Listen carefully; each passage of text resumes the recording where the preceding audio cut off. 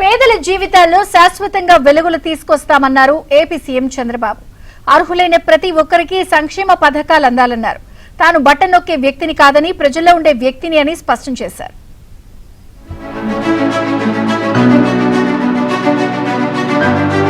పేదలను ఆనందంగా చూడాలి అన్నదే తన లక్ష్యమని ఏపీ సీఎం చంద్రబాబు అన్నారు.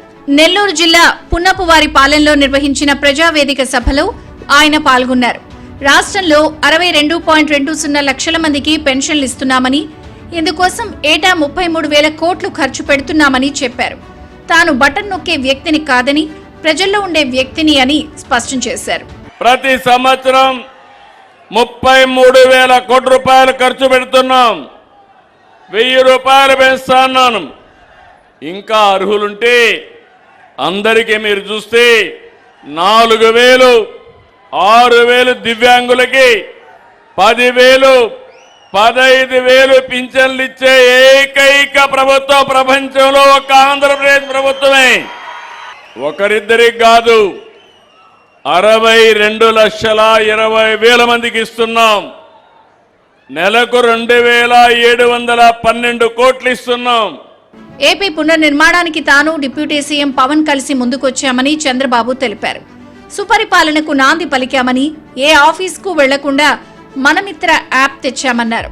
మనమిత్ర యాప్లో ప్రభుత్వ సేవలు అందుబాటులోకి తెచ్చామని, ఇప్పుడిప్పుడే అన్ని డిపార్ట్మెంట్లను గాడిలో పెడుతున్నామని చెప్పారు. పారిశ్రామిక అభివృద్ధిలో ఏపీ చాలా ముందుందని తెలిపారు. ప్రతి ఇంటి నుంచి ఒక వ్యాపారవేత్తను తయారు చేస్తామని చెప్పారు. కేంద్రాన్ని ఏమడిగినా సాయం చేస్తోందని అన్నారు. ఎక్కడ పడిన నీళ్లు అక్కడే భూగర్భ జలాలుగా మార్చాలి, భూమిని జలాశయంగా చేయాలి. ఇంకో పక్క కృష్ణా గోదావరి అనుసంధానం జరిగింది.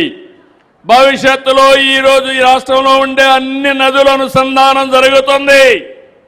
రేపు రాబోయే రోజుల్లో శ్రీశైలం కానీ, నాగార్జున సాగర్ నుంచి కానీ నీళ్లు వస్తే మీ సోమస్యలకి కందలేరుకొచ్చి ఇక్కడ నీళ్లన్నీ కూడా కావేరి వరకు తీసుకుపోవాలని, గోదావరి కావేరి లింక్ చేయాలని కేంద్రం, ఈ రాష్ట్ర ప్రభుత్వం కూడా ఒక సంకల్పంతో ముందుకున్నాం. దేశంలోనే నెంబర్ 1 జిల్లాగా నెల్లూరును మారుస్తామని చంద్రబాబు అన్నారు. జిల్లాకు 27 భారీ పరిశ్రమలు వస్తున్నాయని, దేశంలోనే మెగా ఫర్నిచర్ పార్క్ గూడూరులో రాబోతోందని తెలిపారు. వెలిగొండను పూర్తి చేసే బాధ్యత కూటమి ప్రభుత్వానిదేనని అన్నారు. ఆడబిడ్డల జోలికొస్తే అదే చివరి రోజు అవుతుంది అంటూ స్ట్రాంగ్ వార్నింగ్ ఇచ్చారు.